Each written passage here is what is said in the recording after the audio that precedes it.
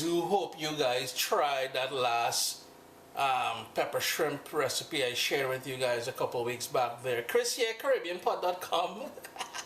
Vibes it up in the kitchen as usual. Today we're doing a different version of these spicy, fiery, what we call pepper shrimp. This one is a little bit different though. It will remind you, if you've ever been to Mississauga, there's a restaurant on Huron, Ontario called Charlie's. One of my favorite spots. I ain't gonna lie. Real good food, good people, all kind of nice thing there. They do a pepper shrimp there, and this one is somewhat similar to that. So vibes it up, man. Pepper shrimp. I think this is probably the 4th or the 5th pepper shrimp we have on this channel now. We really like pepper and shrimp, eh? Gosh. I do apologize about the lighting. We've got that natural light coming in here, and I've got the big light over there, so there's a bit of a shadow. I'm not sure how clear you guys will see this, but here I have 1 pound of medium-sized shrimp. It was 1 pound when I bought it because I peeled it and deveined it. At the end of the video, maybe down in the description, I'll show you. I did a video on that, how to peel and devein shrimp, quite a while ago. And it's very basic. All we're going to do is some black pepper. I'm using sea salt, but you can use whatever salt you have. It doesn't really make much of a difference. All the ingredients, as usual, will be listed down in the description below. And here we have some cornstarch. So all we're going to do now, as well as on CaribbeanPot.com, it will be listed on there as well. Give that a mix. We want to coat the pieces, well, each shrimp, with some of that cornstarch mixture.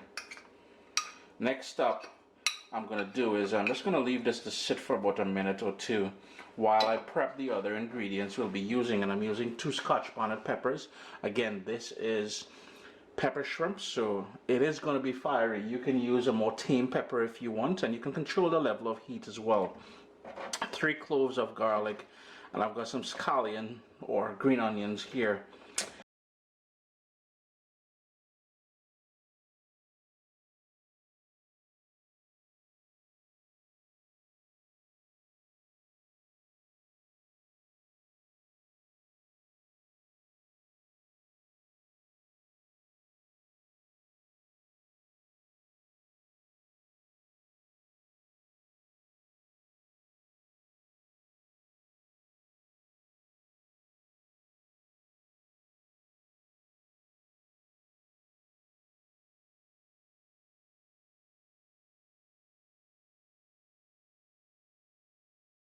Here's some vegetable oil, and this is just old oil I've used for frying chicken or something.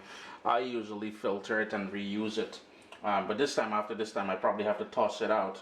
And we're going to sort of fry these now. Because we put that cornstarch in there, they will tend to stick together. So what you want to do is get them individually, and this is going to be very fast. So this is why you'll have seen me prepare the peppers and onions and garlic and stuff like that in advance.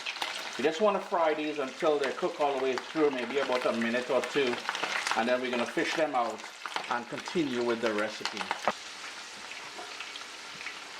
And this is the second batch that I have going here. The first one, it only took about a minute or so. I have it here in a wire basket.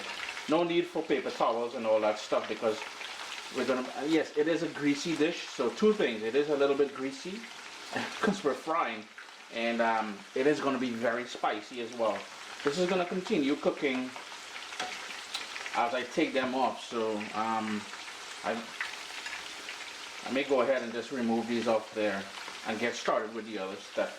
Now this is where things are going to get very interesting. So I would suggest opening the windows in your kitchen. Unfortunately, I cannot turn on the fan over my stove here, but I would recommend doing that. If I turn it on, you guys won't be able to hear me, and you know, we don't really want that. I have here a pot on a very low heat, and I'm gonna go in with about 2 tablespoons of vegetable oil, and right away, the pot wasn't all that hot. I'm gonna go in with the green onions or scallions. And we really want this to be a very low heat because we don't want to burn this. We really want to get all those flavors out without burning things. And the whole idea here is to be able to toss the shrimp in this after the garlic is in there. And we're gonna go in with all that hotness. Remember to wash your hands with soap and water immediately after. And again, you can control the amount of heat you add to this. But you really want to get that on a sort of a gentle fry. Very, very gentle to bring out all those flavors. Guys, be mindful if I start coughing, it's because of that bad boy down there. And remember, we've got that stove on a very low heat. I'm already having the urge to cough. Lord have mercy.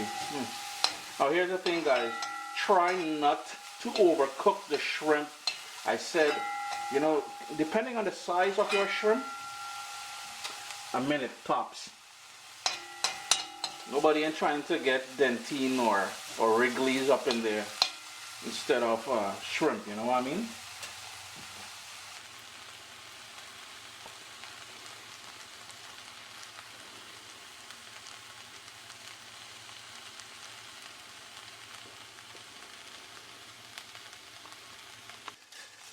Here is where we're going to introduce the shrimp back